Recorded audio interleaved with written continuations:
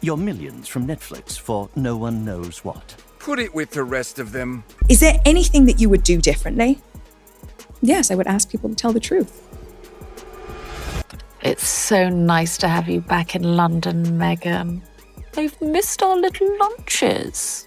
We've never had lunch together, Kate. Well, we must continue the tradition. That's right. Nothing says that you're impossible to work for a bit of a ball ache and an axe grinder than constantly cycling through various members of staff like hot dinners. It has been several months now since our beloved Queen has died. Our Canadians are finding it hard to go on.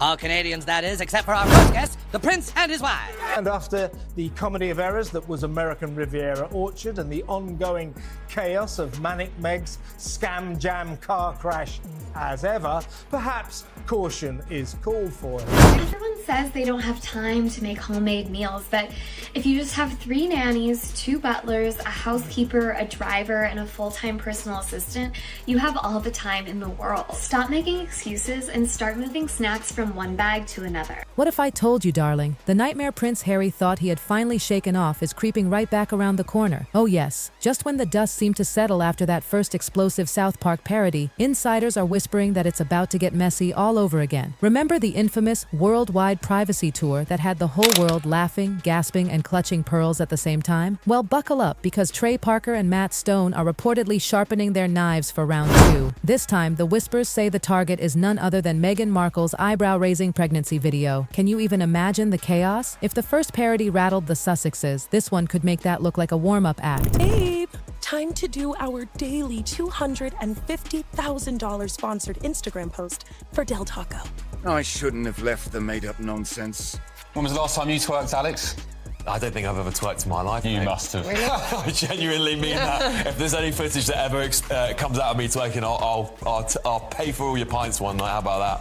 Meghan, she's an American celebrity, so I can kind of forgive her for it. It's definitely her idea. She's like, Prince Harry is a prince of the realm. You imagine the centuries of history and tradition in this country, the respectful organisations that he was or is an ambassador of, the military, and you're behaving like that and happy to release it in public. I mean, it's just so demeaning. Yep, she's a narcissist and he's quite thick. Well, it's an apartment, so... Yes, an apartment palace, I know that. Lots of tiny palaces inside one big palace. It's so funny you keep saying Meghan Markle. You know it's Sussex. It's important we do this ourselves, Harry, and not live off your family. I agree. We'll just have to find a way to make £50 billion on our own. He victimized me! It's because I'm an ethnic woman! He can't do that! Wait, you're ethnic? This is an outrage! We'll just see how he deals with my blue pics! There's talk that the royals are going to sue over this episode now. Would you recommend they do that, Kosha? No, look, it's speculation, but looking at their pattern so far, they do seem to be rather litigious. Comedy duo issued a scorching statement just 30 minutes after the announcement that South Park Season 27 would now be pushed back 2 weeks to... And let me tell you, Harry is not laughing. Far from it. Those close to him claim he's shaken to his core. He's scrambling behind the scenes, calling in favors, pacing the floorboards, trying to prepare for what could easily become the couple's most humiliating media storm yet. He thought the ridicule had reached its peak before, but no. According to the insiders, he hasn't even seen the worst of it. Isn't it true, sir, that your questionable wife has her own TV show and hangs out with celebrities and does fashion magazines? What are you suggesting? Well, I just think some people might say that your Instagram-loving wife actually doesn't want her privacy. How dare you, sir? My Instagram-loving wife has always wanted her privacy! When was the last time you twerked, Alex? I don't think I've ever twerked in my life. You must have. That's fine, I'll go it alone. Just like Meghan Markle and Prince Harry. Trying to make ourselves into a brand just turned us into products. We don't need to be a brand, do we? And please stop sending me samples. I hear you, Andy. I'll amp it up. I'll smash a wine glass. I'll tell Kyle she has Munchausen syndrome. I'll accuse Dorit of doing coke. So, do you have any regrets yourself? Of course. Don't we all? Probably my main regret is, the way that everyone else has acted. That's the thing that's most regrettable, in my opinion. My question is for Meghan. Meghan, besides holder of briefcase 24 on Deal or No Deal, what do you think your most impactful role was? And then people kept wanting to get a picture. Because I'm on Real Housewives of Beverly Hills. So, a lot of people coming up to us. Uh-huh. Oh, and I brought some of my homemade ketchup. I'm coming out with a line of condiments, ketchups, mustards, that sort of thing. We're really taking LA by storm. Yeah, and the show's been a great platform to help me promote my brand. It's already a brand. It's called Heinz. Yeah, we're hoping the ketchups and mustards are going to be sold at Whole Foods, which, would be huge. Oh, and they're all organic in case anyone was wondering. We weren't being made fun of. So people start to then really question, oh, okay, they're making funny things, that's funny. And they're starting to see that. So all you'd have to do is Instagram yourselves using my ketchup. It'd be a huge help. I see. Well, that's something we'll definitely think about. It's uncomfortable. I don't think, because she's done this before for photos, I don't think that is a real baby bump. I think way too big. It's way too big. And sort of too low as well. Yeah, it's like a metre out there. I mean, it looks the wrong shape. Where's she going to give birth there? Through her knees or something? I mean, that is... We all remember when South Park first set their sights on Harry and Meghan in that now iconic worldwide privacy tour. The internet exploded, half the globe cackling while the other half cringed. But here's the kicker. If Harry thought that was a one-time punchline, oh honey, he's in for another rude awakening. Word on the street is that Parker and Stone are working on a ruthless follow-up, this time skewering Meghan's carefully curated social media antics. Yes, the glossy empowerment brand she's been trying to cement could soon be turned into South Park's latest punchline. And they don't hold back. Well, that's exactly what has happened. The Duke and Duchess of Sussex have given their communications team the boot, blaming them for a series of recent PR humiliations. She is a malignant narcissist. Get a job, Meghan. Fake it till you make it. Shed a tear for poor Meghan Markle. There the delighted Duchess was, all set to steal the King's limelight, and then, suddenly, dramatically, she was stripped of the chance.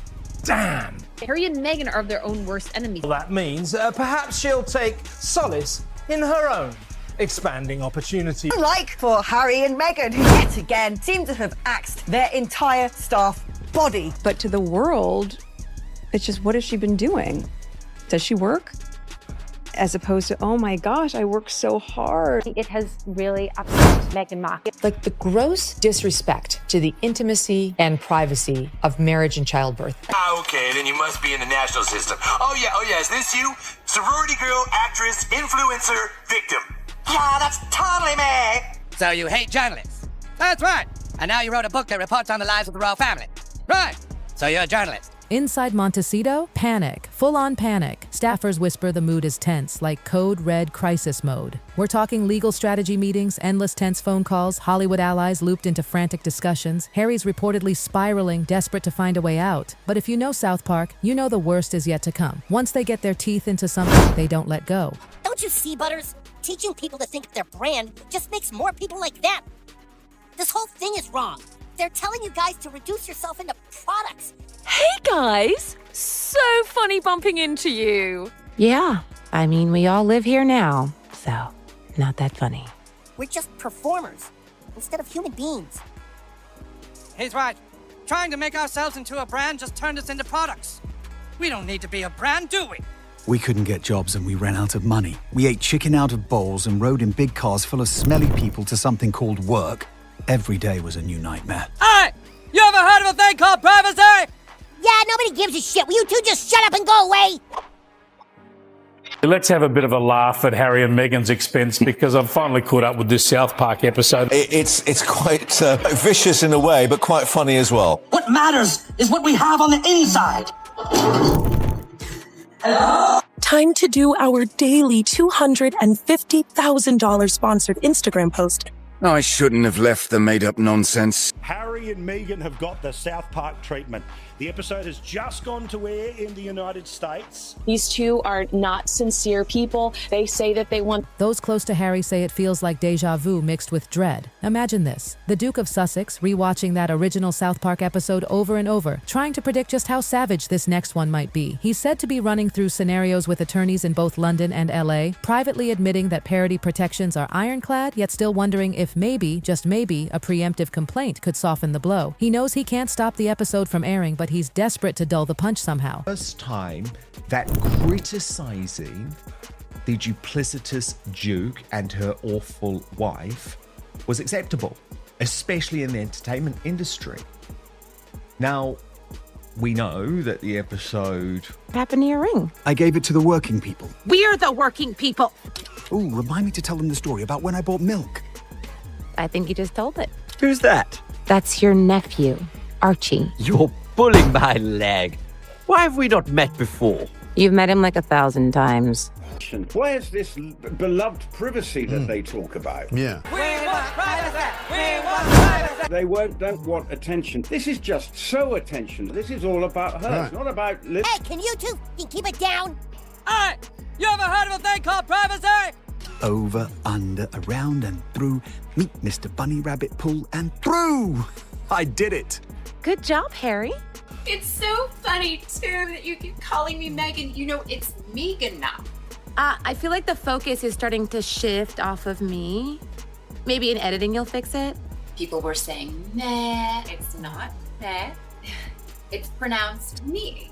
Meanwhile, the once serene Montecito household, forget it. It's now a war room. Early morning Zooms aren't about charity projects anymore. They're all about monitoring leak sites, scouring for storyboard snippets, drafting statements that can strike the perfect balance, condemn misogyny without looking thin-skinned. But every draft, a tug of war, too sharp, and critics will say Harry and Meghan can't take a joke. Too mild, and supporters will accuse them of ignoring a sexist smear. It's a PR nightmare with no winning move. And as if things weren't bad enough, guess who's having a quiet laugh? The palace. Oh yes, royal courtiers, still licking their wounds from Harry and Meghan's endless tell-alls, are reportedly amused by the idea of another cartoon drubbing. One palace insider even hinted this could validate what they've been saying all along, that the Sussexes simply can't outrun satire. And for Harry, who's been cautiously tiptoeing toward a fragile reconciliation with his father, the thought of the firm chuckling from the sidelines, that's the sting that cuts the deepest. And just when you thought it couldn't get more humiliating, NBC swoops in. They've reportedly announced a Suits spin-off set in Los Angeles, poking fun at Meghan's character juggling her legal career while caring for an unemployed immigrant. Ouch. Imagine your past role being twisted into a satirical reflection of your current life. It's a jab Meghan won't find flattering. Inside Montecito, the tension has reached a whole new level. One staffer says the household hums with low-grade anxiety from dawn till late into the night. Harry is visibly rattled. He reportedly sleeps with his phone on vibrate, waking at random hours to scan encrypted chats for fresh leaks about the South Park special. This isn't just stress, it's obsession. According to one insider, the ridicule Harry thought was fading is threatening to explode back into full force, and he's terrified of reliving it all over again. Picture this. It's 3 a.m. in Montecito. Most of California is asleep, but not Prince Harry. He's jolted awake by a buzz on his phone, an encrypted message from a friend. Attached, a blurry storyboard panel.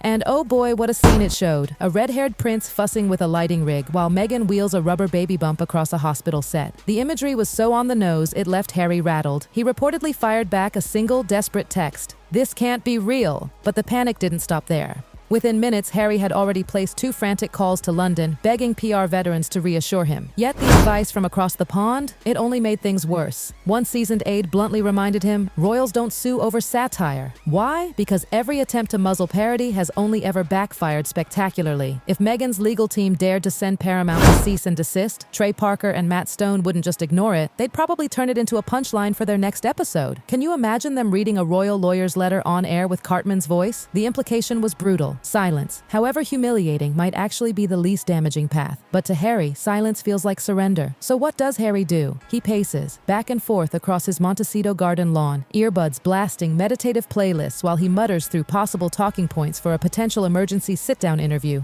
Should he go public and try to reframe the narrative before South Park's episode airs? Or should he stay quiet, grit his teeth, and let the storm rage? He's torn, and his confidence is cracking. Speak out, and he risks giving the parody even more oxygen. Stay silent, and he'll be forced to endure another global meme storm without lifting a finger. It's a lose-lose dilemma, and Harry knows it. Meanwhile, his aides are practically babysitting him. They've set up what one insider cheekily calls a digital moat, limiting Harry's screen time so he won't spiral every time a new parody gif trends on social media. But who are we kidding? He's still sneaking peeks. Sources say he hides a spare iPad scrolling through Twitter and Reddit like a teenager after curfew. Each new joke, each fresh meme hits him like a jab to the ribs. And for a man who once carried himself with stoic composure, remember him walking behind Princess Diana's coffin with the world watching? It's this helplessness that stings the most, knowing the punchline is already locked in an animation studio, counting down to air date, and he can't do a damn thing to stop it. And oh, Meghan's infamous pregnancy twerk reel? That's South Park gold. Reportedly, Parker and Stone are licking their lips over it.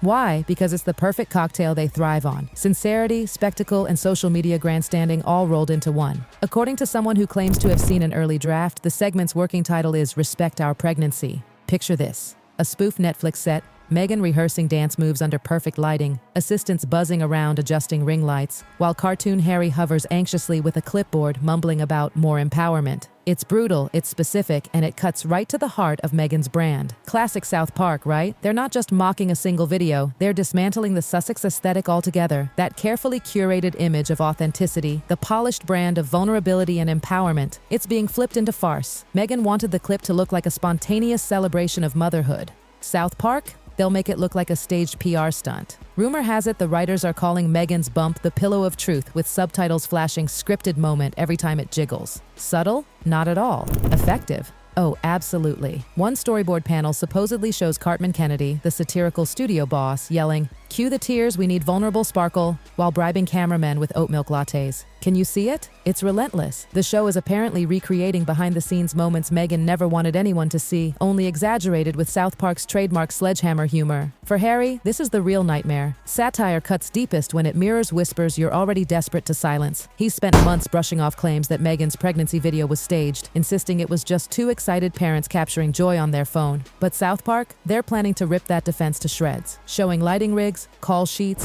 even a fake intimacy coordinator measuring how far the bump could bounce before looking exploitative. The Duke's biggest fear? That audiences won't separate cartoon fantasy from real-world rumor. And honestly, he's right to be scared. Once people laugh at the idea the pregnancy dance was staged, they'll start re-examining everything, from Netflix doc scenes to Archie's rare public appearances to Meghan's talk show anecdotes. Suddenly, their whole brand risks being written off as one long rehearsal. And once that sticks in pop culture, no carefully lit podcast or heartfelt Instagram live can erase it. In the end, the meeting dragged on for hours. And when it wrapped, nothing but frustration. The projector screen froze on one particularly humiliating leaked storyboard, cartoon Meghan mid-twerk, while cartoon Harry fussed with a ring light. The Sussexes stared at it in silence. That image, exaggerated or not, said it all. Meanwhile, Harry's legal team kept digging for loopholes. Could they claim defamation? Nope. The pregnancy clip was Meghan's own content. Could they invoke royal protocol? Not anymore. Harry gave that shield up when he stepped down. Could they argue child protection since the parody touches on unborn babies? Again, no. U.S. law protects commentary on pregnancy announcements, however tasteless. One senior partner even scribbled a bleak note in the margin. Fair use plus First Amendment equals fortress. That phrase has since become a bitter inside joke among staff. Back to the fortress, they mutter in late-night emails. Translation, legally, they're trapped. Desperate, Harry turned to Hollywood. He started working the phones, calling producers, studio execs, even neighbors in Montecito with clout. His tone wasn't demanding, but it was pleading. If you have any pull at Paramount, can you at least find out how bad this is going to be? But the responses? Brutal. Some Hollywood allies stayed silent. Others were honest. South Park thrives on pushback. Any behind-the-scenes lobbying would leak, become its own punchline, and stretch out the humiliation. One former late-night host reportedly told him flat out, "Parker and Stone are untouchable. Hollywood's uncancelable jesters. Trying to strong-arm them is like throwing gasoline on a fire." Even Meghan's influencer network couldn't deliver. Some lifestyle coaches refused to post body positivity defenses, not wanting to alienate South Park's massive meme army. Others demanded fees Meghan's team couldn't afford. One wellness influencer summed it up perfectly. "The internet's in roast mode. I'm not stepping into that crossfire." By week's end, Harry's call log looked like a casting sheet, but it all came to nothing. Sympathy? Yes. Leverage? Zero. A veteran Hollywood agent said it best. "This town respects hustle.